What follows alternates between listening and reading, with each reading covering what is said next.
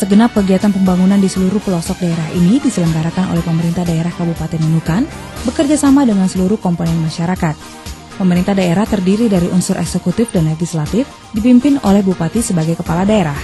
Unsur eksekutif daerah lainnya yaitu sekretaris daerah dan organisasi perangkat daerah yang terdiri dari sekretariat daerah, inspektorat, badan, dinas, dan kantor-kantor, rumah sakit daerah, dan kantor-kantor kecamatan. Sedangkan unsur legislatif terdiri dari pimpinan DPRD, serta alat kelengkapan DPRD berupa komisi-komisi kerja. Visi pembangunan Kabupaten Nunukan ialah mewujudkan pembangunan Kabupaten Nunukan yang aman, damai, dan maju dengan dukungan masyarakat yang agamis dan harmonis, serta aparatur yang berkualitas, jujur, dan bertanggung jawab. Visi pembangunan Kabupaten Nunukan dijabarkan dalam pernyataan misinya, yaitu memperkuat persatuan dan kesatuan dengan memelihara keamanan dan ketertiban, serta mengembangkan kehidupan bermasyarakat yang berbudaya dan agamis. Meningkatkan kualitas SDM, kemandirian dan peran serta masyarakat dalam pembangunan melalui ketertiban masyarakat dalam proses perencanaan, pelaksanaan, dan pengawasan pembangunan. Peningkatan kualitas pendidikan dan kesehatan, serta pendayagunaan ilmu pengetahuan, teknologi, serta seni dan budaya.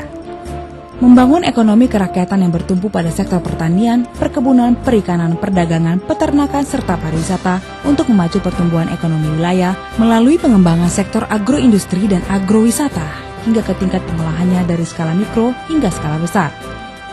Meningkatkan keterlibatan pemerintah dalam peningkatan kualitas dan kuantitas perekonomian masyarakat melalui berbagai usaha fasilitas dan pengembangan pola kemitraan. Optimalisasi pengelolaan berbagai sumber daya alam yang ada dengan memperhatikan penataan ruang dan lingkungan hidup, serta meningkatkan kemampuan birokrasi, pelayanan masyarakat, dan usaha penegakan supremasi hukum.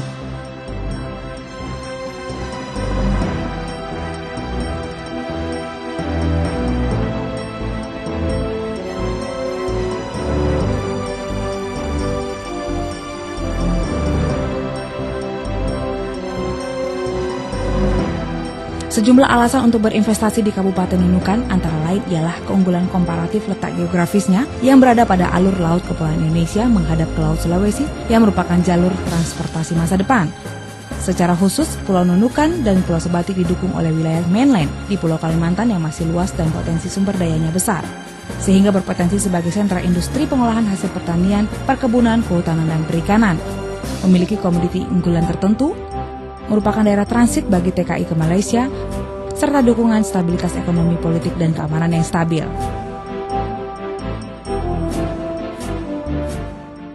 Jadi memang pemerintah daerah di dalam programnya bahwa setiap investor kita memberikan pelayanan yang baik. Itu tujuannya adalah untuk bersama-sama bagaimana berpartisipasi, memberikan kontribusi kepada pemerintah untuk membangun daerah ini. Karena itu adalah bagian juga yang tidak terpisahkan, dan untuk mempercepat proses pembangunan itu secara otomatis investor-investor itu keadaannya sangat kita harapkan di Kabupaten Nunukan. Itu DPRD akan mendukung dengan kewenangan DPRD sebagai badan pembuat peraturan-peraturan, artinya akan kita buatkan sebuah legislasi yang bisa menjamin investor itu bisa percaya kepada pemerintah kita. Yang satu hal yang perlu kita sepakati bersama adalah berikanlah semacam proteksi kepada investor-investor yang akan menanamkan modal di daerah kita ini. Ya, dengan proteksi itu entah berupa keringanan pajak, entah berupa rasa aman dan sebagainya, itu kita harapkan investasi bisa berkembang di daerah kita ini.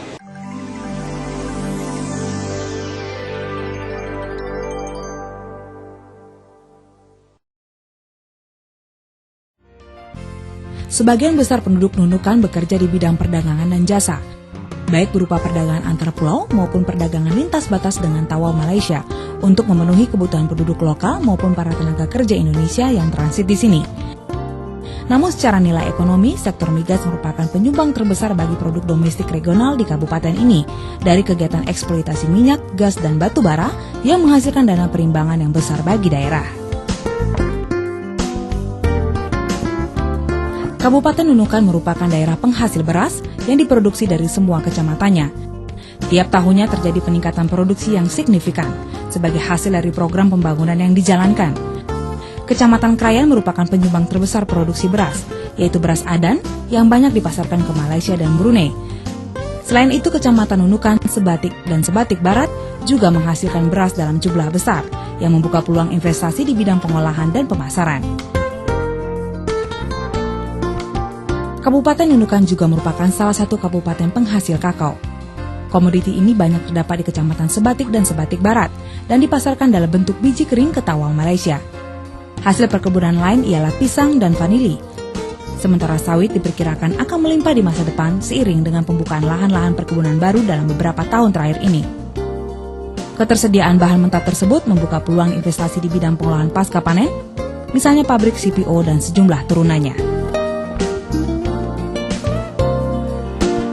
Dengan hutannya yang masih luas, kabupaten ini juga menghasilkan berbagai produk hutan seperti kayu hutan gelondongan dan kayu rawa. Konversi lahan hutan menjadi hutan tanaman industri berupa kayu akasia menjadikan Nunukan kelak akan memiliki komoditi hasil hutan yang melimpah yang membuka peluang investasi di bidang industri pengolahan kayu, plywood, dan bubur kertas. Di bidang perikanan, wilayah laut Kabupaten Nunukan yang kaya sumber daya alam laut menjadikannya sebagai penghasil besar ikan dan udang. Sementara budidaya perikanan darat masih terus dikembangkan, mengingat luasnya wilayah yang belum dimanfaatkan. Kecamatan Sebatik dan Sebatik Barat merupakan penghasil besar komoditi ikan, udang, ebi, dan teri yang selama ini dipasarkan ke Tawau, Malaysia, membuka peluang investasi di bidang penyimpanan, pengolahan, dan pengemasan sebagai pemberian nilai-nilai tambah sebelum dipasarkan. Di bidang perdagangan, Nunukan memiliki keunggulan komparatif karena letaknya yang berbatasan dengan kota Tawau yang merupakan kota pelabuhan besar di Malaysia. Perdagangan lintas batas yang telah terjalin selama sekian generasi terus meningkat volumenya, membuka peluang investasi di bidang perdagangan dan jasa. Selama ini Kabupaten Nunukan banyak mengirim bahan mentah, sedangkan dari Tawau banyak didatangkan barang-barang jadi untuk memenuhi kehidupan sehari-hari warga Nunukan.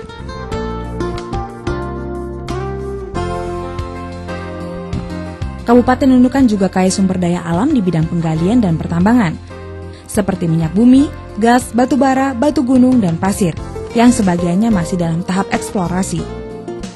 Kekayaan alam ini merupakan peluang investasi di bidang penggalian hingga ke industri pengolahan, yang diharapkan kelak akan meningkatkan produk domestik regional secara signifikan.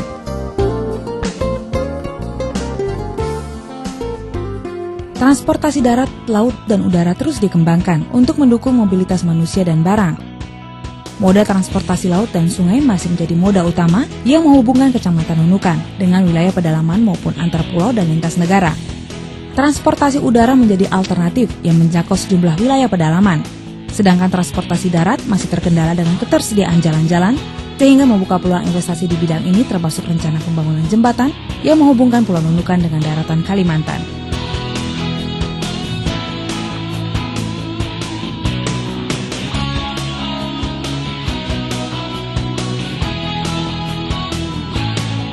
Sementara itu, kebutuhan komunikasi dan transportasi ditunjang oleh ketersediaan sarana pelayanan pos, telekomunikasi dan jasa pengiriman barang, baik milik badan usaha, milik pemerintah maupun swasta.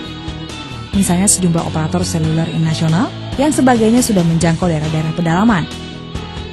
Ketersediaan pelayanan pos, telekomunikasi, dan jasa-jasa pengiriman barang ini seiring dengan peningkatan volume perdagangan dan kegiatan-kegiatan pembangunan yang dilaksanakan oleh Kabupaten Nunukan.